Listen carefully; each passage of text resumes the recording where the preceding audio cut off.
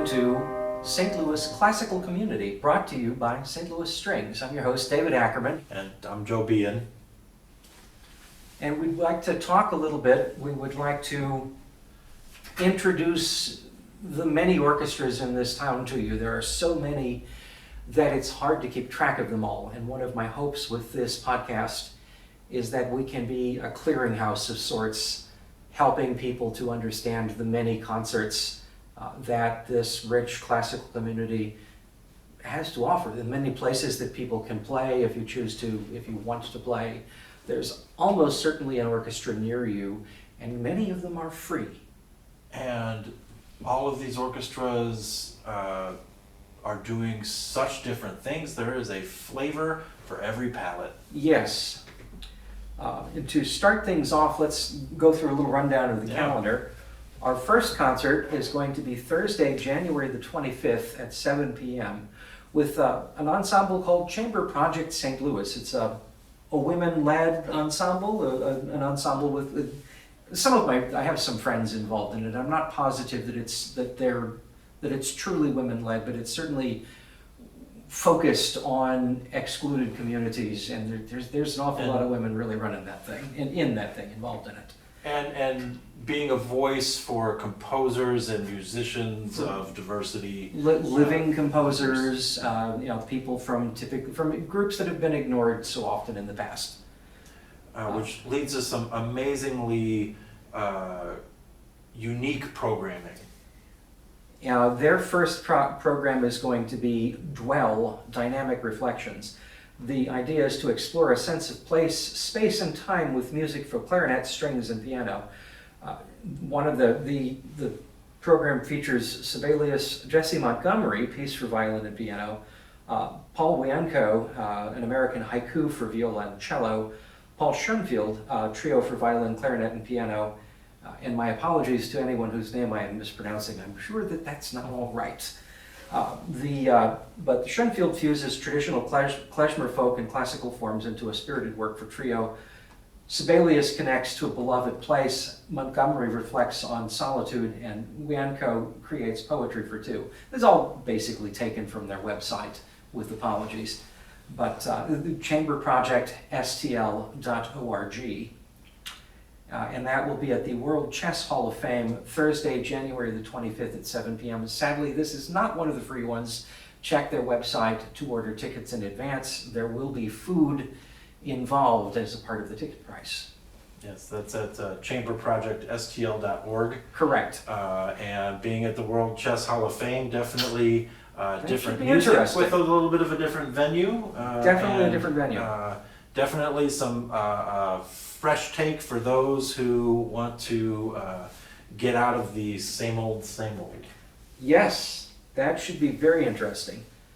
The next piece is one that we're going to be talking about a little more extensively in our second segment. But yes, we have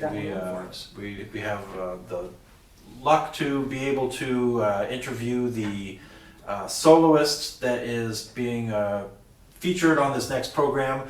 One of the great ensembles in St. Louis that performs in U-City, which is the U-City Symphony Orchestra.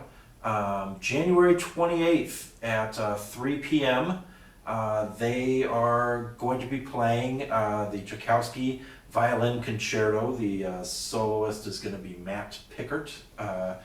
And they are also going to be accompanying this program with the Gabriel Fares, Peleus, and Melisande. And they are going to be playing a almost brand new work. Definitely the first time in St. Louis that this work will have been performed. Emmanuel Sikora, and he has a piece that is called the Preludio Sinfonico. You can find out more about this at www.ucso.org.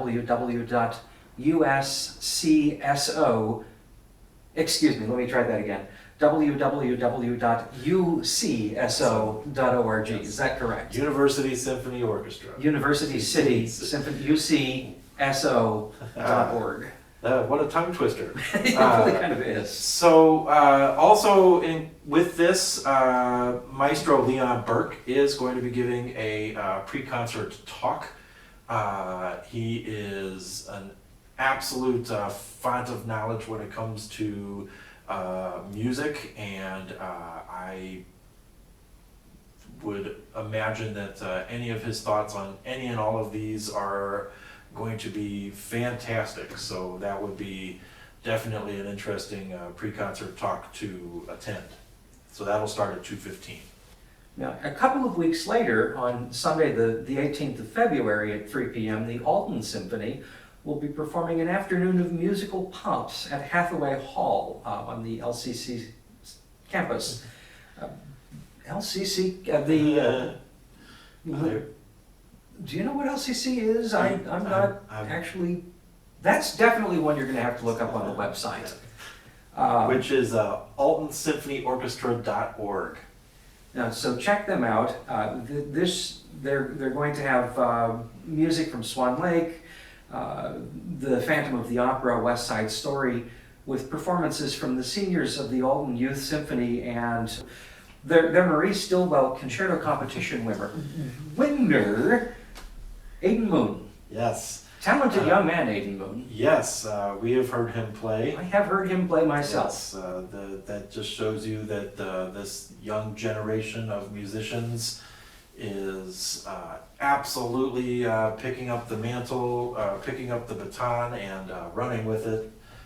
These kids are fantastic, and the Alton Youth Symphony is absolutely helping some of these kids play amazing music that I just couldn't even have dreamed of playing when I was their age. So it's going to be a fantastic thing to watch the next generation coming in as they highlight their young players.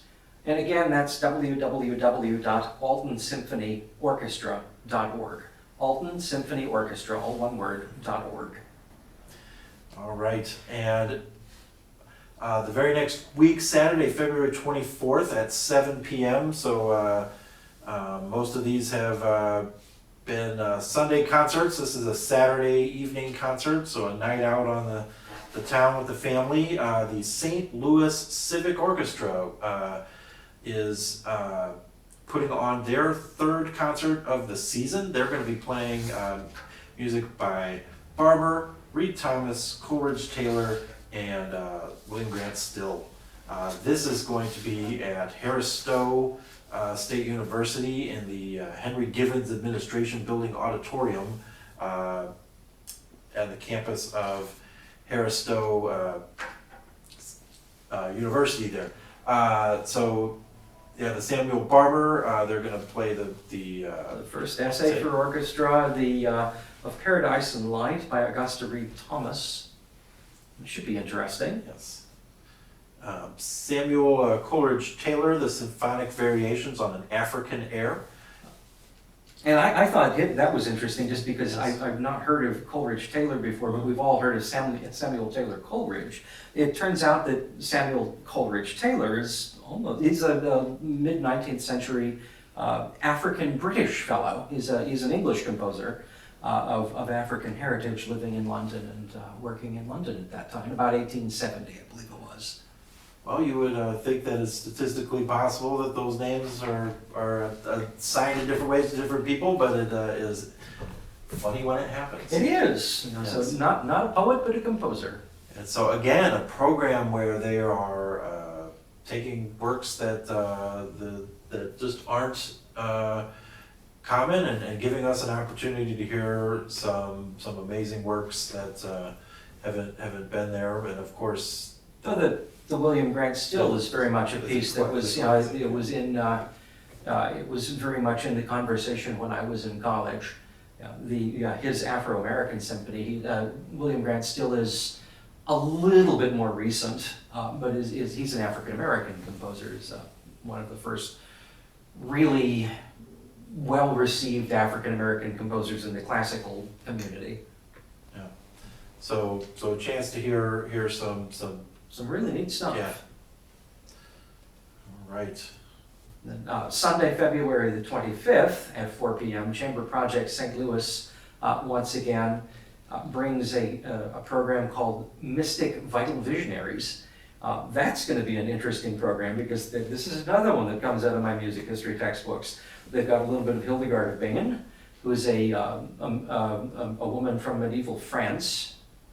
And she wrote some important songs based on, I think, on morality plays. Is that, does that ring a bell to you? She was in a convent. Yeah. I guess what would at the time been a nun? In late medieval France. Yeah.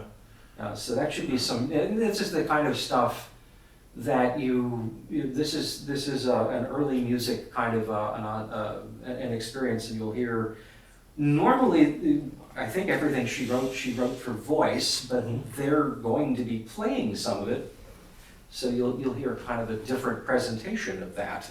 Instead of, there will be a vocalist on the program, Behan Schuring, but the rest of the program is violinists and a cello, a viola, it's strings and harp.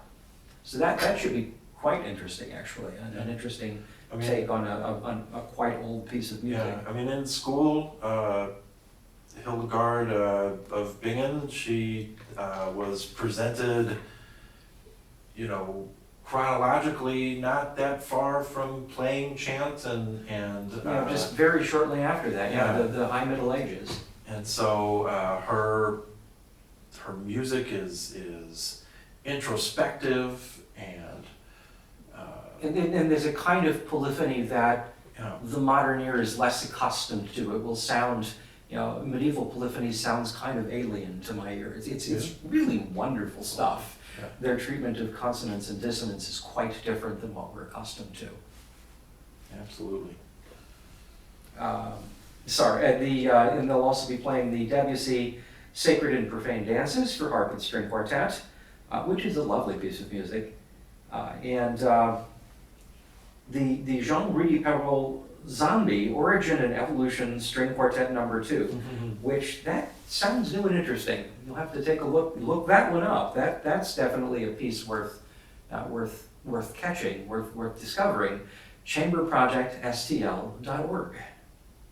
Wonderful. Yeah, this looks fantastic. I mean, It should be an interesting one. Some of my favorite chamber performances involve the string quartet. It is just a wonderful medium, and then you add the harp and the Debussy, and Debussy certainly knew how to make a harp sound. I believe I heard that one down at the main library a number of years ago, and it was quite a lovely performance.